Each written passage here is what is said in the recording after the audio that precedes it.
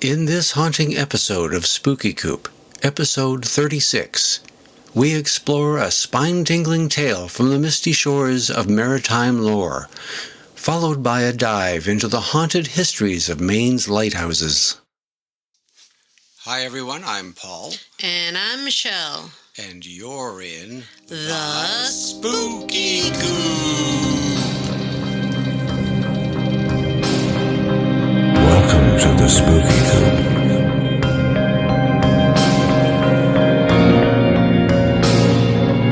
Hope you're not chicken.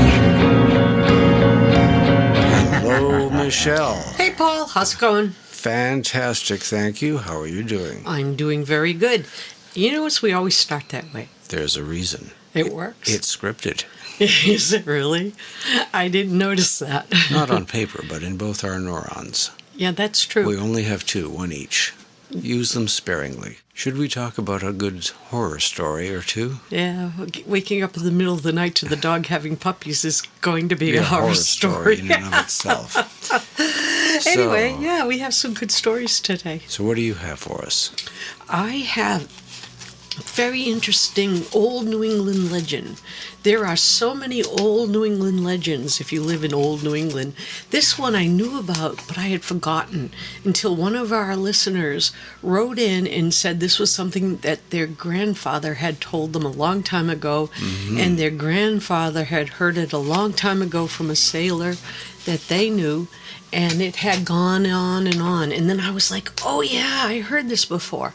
But they knew it better than I did. So this is a good 3, 4, maybe 5 generations old. Longer than that. Even longer. Who knows? And of course, it's supposed to be true. Who doesn't love a good old ghost story? Yeah, it's supposed to be true. And what's interesting is a lot of the old ghost stories, I always wonder if they were true or not, because maybe people back then were more open to the supernatural.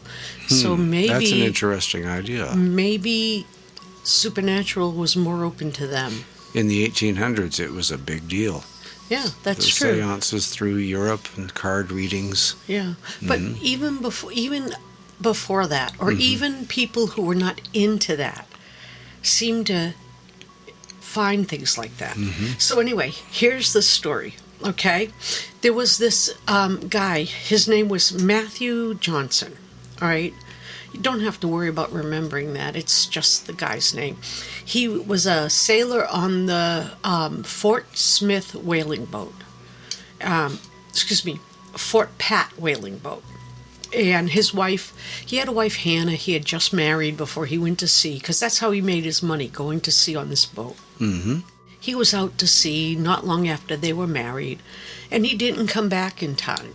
And she started to get worried, and the houses back then, and some of the houses in New England still have them, had this little square room at the very top of the house. They call it a widow's watch, or a widow walk, if it has like a walkway around the peak. And what happened was, back in the old days, women who were waiting for their husbands to come back from sea would stay in those where they could watch over the ocean and watch the ships come in. And they would wait to see if their ship came in, and see if their husbands... Even that in itself is a really haunting way to spend your afternoons. And waiting for a boat to come in, hoping that whoever it was that you sent out to sea was still alive, that they were coming back. Right. And so they would sit there and wait and wait and wait, and then they finally would see the sails of their husband or boyfriend's ship on the horizon, run down to the dock and be ready for them and celebrate. So when his ship was late, she started getting nervous. She was waiting and waiting and waiting, and day after day, his ship was getting later. So one night, she was up there in her widow's watch, and she saw a ship coming in, and it had this greenish glow around it. There's this type of light that's made out of lime, and it glows green. Okay, so she thought they were out of oil And because they were late, they probably burned up all their oil, and they were burning lime. Oh, lime and phosphate or Something like that. Yeah. And it burns green. Right. As a matter of fact, that's what they used to use in theaters, and that's why actors would say they were standing in the limelight. That makes a lot of sense. So when she saw the green glow on the ship, that's what she thought was going on. So she ran down to the harbor, ran down there, figuring she'd see her husband. And when she got down to the harbor, she saw the boat was disembarking. Disembarking? That's when it's leaving. Oh, well. You mean docking? No, people were getting off. Yeah. Oh, yeah, it was docking and people were disembarking the ship. I got you. Okay. Yes, we got it.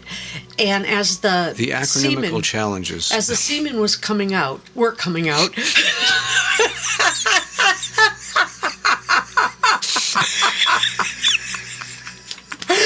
You've been breeding our stud too much. Your mind is in two places at once. Anyway, as the seamen were disembarking the ship. Yeah.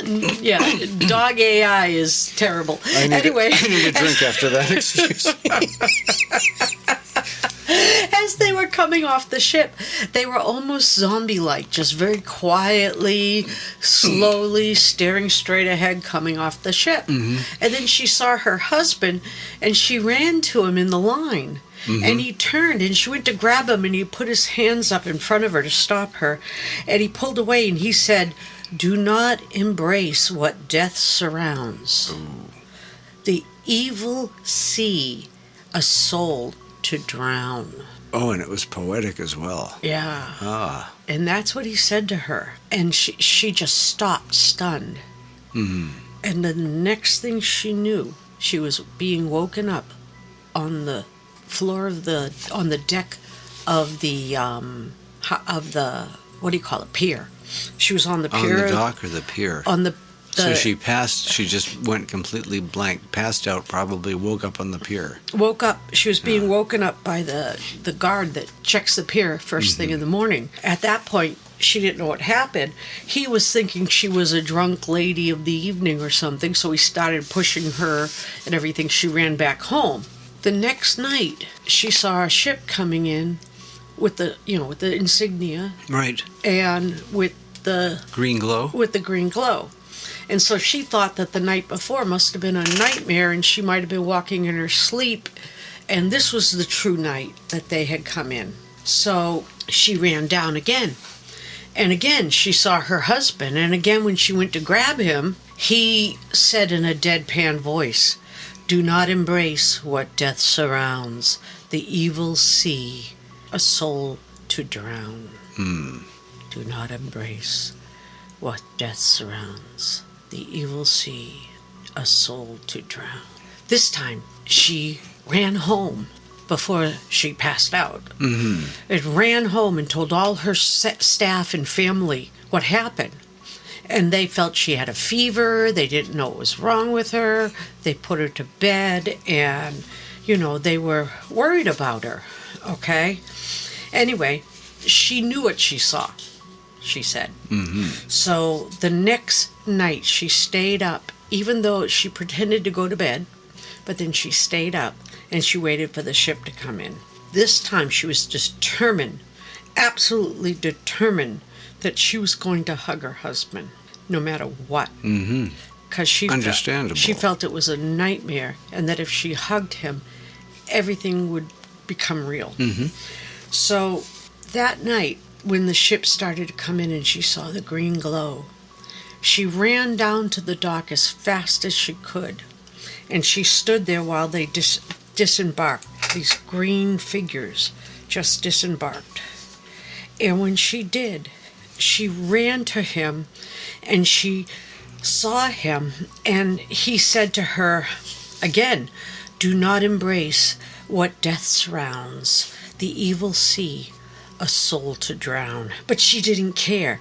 She just threw herself at him, pushing by his warning, grabbing onto him by a ribbon that was, back in those days, they didn't have zippers. She grabbed a ribbon that his coat was tied up by, and she pulled him to her, and she grabbed him in a cold, wet embrace. It was like freezing, wet embrace. Mm-hmm. And the next morning, when the guards came, he looked around and he didn't see anything. But then, when he went to the end of the dock, he saw the figure of a woman. Oh, yuck. Face down, bobbing in the waves. And when he pulled her body out of the waves, he saw that in her hand she had a piece of ripped ribbon from her husband from the ship. From a ripped ribbon from a coat. And when they took the ribbon from her hand, written on the piece of ribbon was what was left of the ship's motto, the theme that all on the ship lived by. Mm-hmm. And what it said was, "Do not embrace what death surrounds." Ooh. Yeah. Oh, that's spooky. Mm-hmm. This tale was an old tale that was handed down over the years and over the years and over the years. You know how New England tales, a lot of, I guess every region, every country, every region has their tales they hand down. But the question is, if you hand down things too long, it becomes suspicious. Mm-hmm. Or maybe it becomes part of this folklore, and as it gets handed down, you wonder, could the story have started as a paranormal story, or did it become a paranormal story? Yes, which way is which? Which way is which? So our readers, really, when we tell stories like this, have to decide what they think. It'd be really cool if they sent us their input. Do they think that this is a paranormal story? Or did they think that this was maybe a story of caution that turned into a paranormal story? Over, no doubt, a few kegs of beer and rum. Yeah. Or is it really a paranormal story that maybe even got dulled down over the years? Yes. Something rooted in truth. So I think and as we know, the sea does not give out its dead lightly. Yes, and it doesn't embrace. Anyway, I think that a lot of times when you hear paranormal stories, it's up to our listeners to decide. Do you believe? Do they? Fact or fiction? You decide. You know, that kind of leads me into these ideas about fact or fiction, you decide. I was looking into a whole bunch of lighthouses along the Maine coast because we're thinking of going up and touring lighthouses towards all through New England and maybe even taking people with us through our channels. And they're all supposed to be haunted. But when I was starting to research a lot of them, and we've seen some of them before, some of them seem to be genuinely haunted, and some of them seem to have reputations that aren't really what they say they are. Like, for example, Owl's Head Lighthouse, right? You can go there, you can park there, you can walk around the lighthouse, and it's said to be haunted by a keeper, and you can see him walking the rim of the lighthouse sometimes. Sometimes you can even see, if you look at when the light's on, you can see a shadow polishing the glass. Right. Sometimes you can see him up there with a little boy. Supposedly, there's a woman inside who you can see cooking, but nobody can go inside now because it's automated and it's locked up, and the Army Corps of Engineers or whatever lets it work there. People have sworn that they've seen this, and I think that would be a great place for you to go up. And any of you who've been there, I guess it's on part of a ghost tour people take. Right. So that would be cool. Woodland Islands is kind of the same thing. And depending on what story you believe or who you've talked to, that's kind of a cool one, because they say that a criminal was running away from the local sheriff.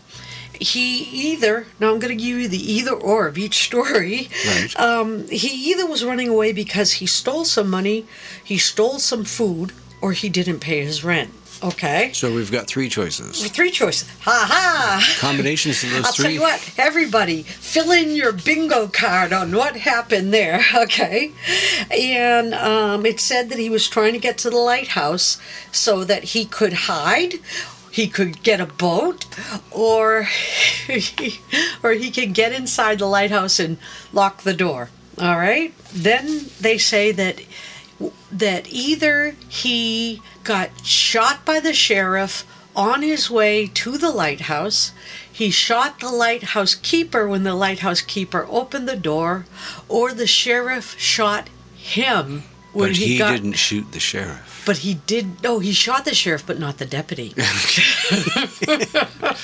or he turned around and shot the sheriff. Right. Okay? And so now the place is either haunted... Oh, and then whoever shot who felt incredible remorse, turned the gun on himself, and shot himself. But the upshot of it, I guess that's a bad play of words, but the end result of it is that if you go there, and nobody has any arguments on the end result, they just have different ideas of how it got there. Right. The end result is on certain nights when the fog is right, when the sound, when the weather's right. Mm-hmm.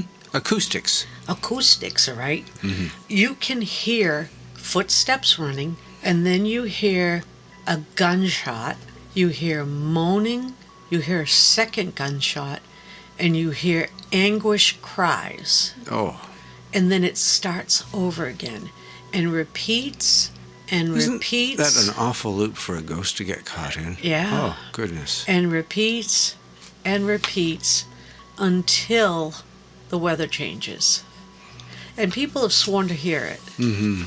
And so that'd be a really cool thing to go. And apparently you can get on that island, but you cannot get into the lighthouse yet again, because almost all of these lighthouses, if not all of them, in the 1980s had been automated. Right. And so they're all closed. And then there's Boone Island Light. This one's kind of interesting because on Boone Island, there was this woman, I think her name was Catherine, I'm trying to remember all of these, and she had just gotten married, and her husband thought it would be a really nice place to take his wife. Maybe he was nuts to start with, but he decided to take his brand new wife to a lighthouse where he got a job. Let's go sit on the rocks. Light up the lighthouse and look out over the ocean. Let's go. So it's far away from your mother. It's wonderful. Oh, the romance. So they moved on to this island, and not more than a couple of months after they got there, he died in a freak accident. Something to do with lighting the light on the lighthouse, supposedly. And he died in some freak accident. And then, apparently she was very young, mm-hmm. and she didn't really know how to fend for herself. Right. And she didn't know how to keep the livestock very well. Mm-hmm. And so she tried to keep the light, but she didn't know how to keep the light very well. And the story goes that even though the light wasn't kept very well, and she hoped that people would see that, the light's not doing what it should, and they would send out somebody to find out why. But they didn't. And then a very harsh winter came, and the island was hit by massive waves, and between not getting help... Was that the Great Sharknado of 1897? You know about that. Yes. Sorry, go ahead. Very few people know about that. Anyway, she died. Mm-hmm. And they say that if you go there at the right time, you can hear her crying and wailing, especially in the wind, and you can see her, her form moving through the area, crying, and sometimes they say she looks like a white lady, sometimes she's a purple lady, so we're getting mm-hmm. close to our chartreuse. Mm-hmm. And she... But they said that you can hear her moaning and crying. It's a very sad... One of those tragic tales. Yeah, very sad. She's always looking for her husband or looking for rescue. The ghost of her husband doesn't seem to be there. That jerk left her in many, many ways.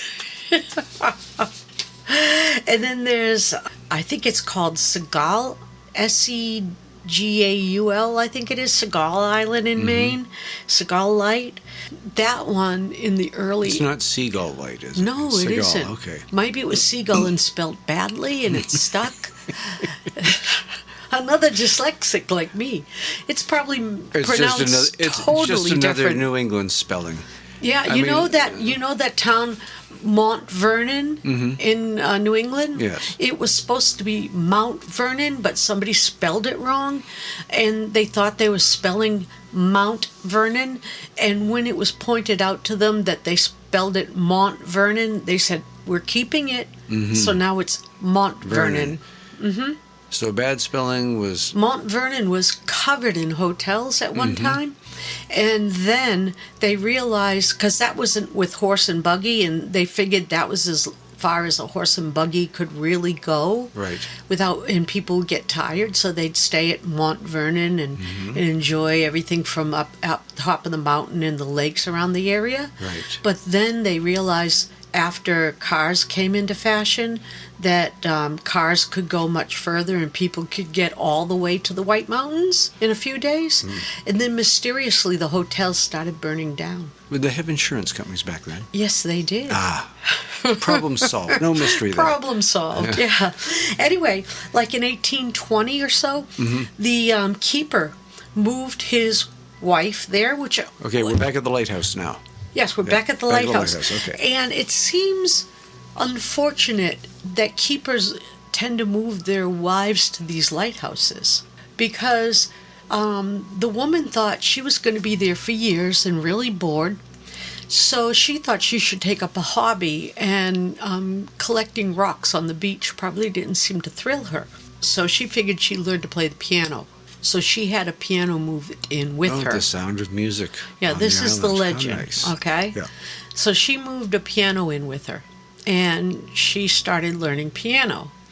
And I don't know if she had a piano teacher coming and going every now and then, but it turns out she learned one song really well that she loved to play, and she played it day and night, day after day after day after day.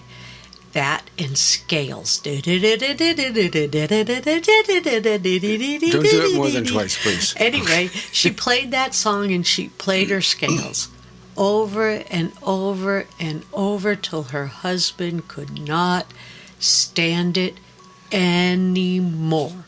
And he took a harpoon. No, don't say it. Please don't say it. A harpoon. And he took a harpoon. Oh, no. Yes, he took no. a harpoon. Uh-huh. And he unalived her with a harpoon. Like she was a swordfish. That's very creepy. Yep. That's very creepy. Enough of your damn music. Why wouldn't he harpoon the piano? Oh, they could replace the piano. Yeah, okay. Like, how did you put it? Lizzie, okay, what was it? Lizzie Keeper took a harpoon and gave his piano-playing wife a real zoom. And when he saw what he had done, he took his head off with a gun. So he unalived himself after. He unalived himself after. Yes. We're not allowed to use the K word for... Nope. He unalived himself after. So, anyway, that's what he did. And supposedly, he haunts the island. And as a horrible, horrible punishment, you can hear that piano song play over and over and over and over. Is it a punishment, or is it that that's all he can hear in his mind? He's just caught in that loop. Either way, it's a punishment. Yeah, I guess and so. they say if you go there at the right time, you can hear the piano playing. Now, how would you say that word? Matinicus Rock Light. Okay. Or Matinicus. Now, I'm going to read you this one. Read it. I'm In going New England, to they'd probably scan say it. Matinicus. Matinicusik? Yeah, probably. Matinicus.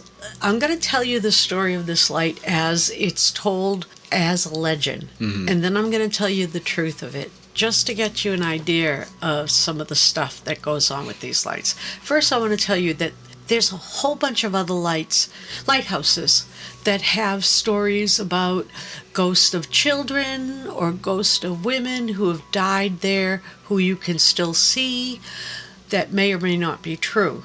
But that's basically the story. I don't want to go into each one because it's basically This person died here, they're walking here.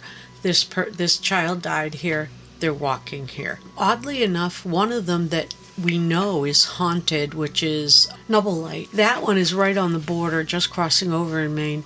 And that one we know is haunted. And I haven't seen anything on the internet talking about that one being haunted. Right.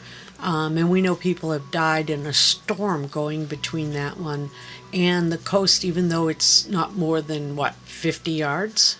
If that, yeah. Yeah, if that. 50 and in to a 75 big storm, yards, yeah. in a big storm, someone was trying to go between, and they were killed. And that place is haunted. Yeah, and we've been there when very big waves have come up across there. Yeah, And it's the treacherous. on-rogue one that's terrifying.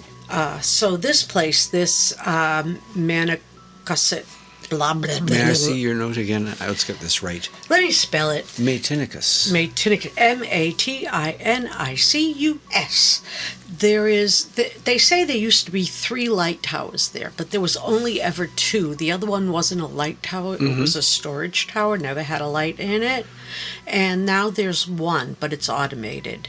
The ghost story goes that 4 to 6, depending on who you listen to, of the keepers committed suicide there. Okay? Either very depressing, very haunted, or both. And that all of them walk the place, and that they kept shutting the light, the second and third light off. Right. And that they had to take down the third because of it. And that because of that, that people who have gone there have been attacked, and they've had to close off the island because people have been so badly attacked there that the island is closed down. Mm-hmm. That also some women and children had been killed when they went there back in the 1800s, and now they haunt the place. Oh, how tragic. But the truth is a lot less interesting. Okay? Okay. The truth is that the third, what they thought was a light but is a storage area, is still up. And in the 1920s, they took down the second light because it wasn't really doing much. Okay. And they were going to automate the other light sometime down the road. Right. Which they did do later on, and they started to do it in the 60s, but they didn't really have the right technology. So they did it in the 80s. The island during storms gets really, really bad storms, even though it's quite a bit high, because it's the closest it comes to the land is between 5 to 6 miles. Oh, so it's out there. Yeah, and if you come from the land in another direction, it's like 20, 25 miles. So this is real open ocean we're talking Really about. open ocean where it is. And nobody's ever committed suicide on the island. Nobody's ever died on the island. Oh. The closest thing to anyone dying on the island was during a big, big storm. The house, you know how back in those days, houses were built for lighthouse keepers. Right. Older daughter or wife who lived in the house got the whole family from that house into the stone and granite lighthouse during a terrible storm, and they all survived because the lighthouse stood out. Yeah. So that's the closest to any death or tragedy that's ever happened on that house. So no one's ever died there. No keepers have ever died there. And the legend of it being haunted was probably when the government sent out army men to take down the second light because it was broken. And as they took it down, they didn't want to be bothered by anybody who was living at the lighthouse because there were children there and it was dangerous. So they told them to stay away because the ghost of Joe, Joe, the ghost of Joe, had been living in the tower, and now because they were taking it down, the ghost of Joe was not in the tower anymore, and he would get them if they came too close. But some of them continued to swear, probably to this day if some of them are still alive, but they're not likely to be alive. If they were, they'd be in their late 80s now. But some of them still, after this was done, swore that they saw the actual ghost of Joe. And some of them said that it was something they made up to keep the children away. So it's hard to actually know if the ghost of Joe... So they may have seen a ghost and then made up the story about Joe after, or Joe they made up before, and then something wild happened after that. So but they got spooked in the darkness. But they swore that the ghost of Joe had appeared as they were taking this tower down. Right. So now you cannot go on the island unless you have permission, and not because the island's closed off because it's haunted, not because the island's closed off because it's dangerous. The island right now still has a light. It's covered with some solar panels, but the island right now is a sanctuary for puffins.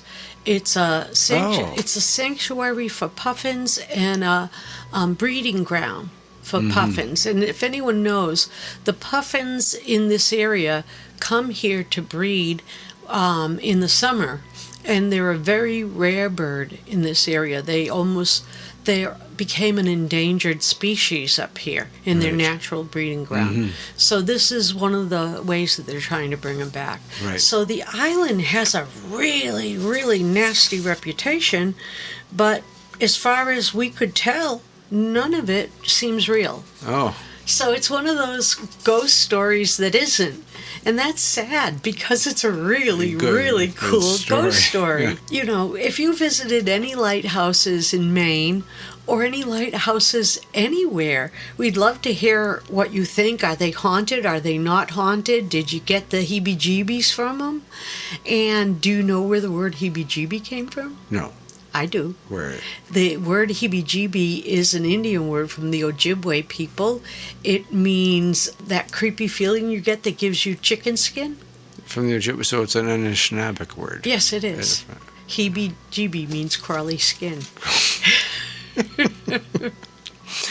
So those are our heebie-jeebie stories for this week. Heebie-jeebie stories. Right. So I guess there are valid haunted lighthouses. And then there are some that maybe don't deserve their reputation.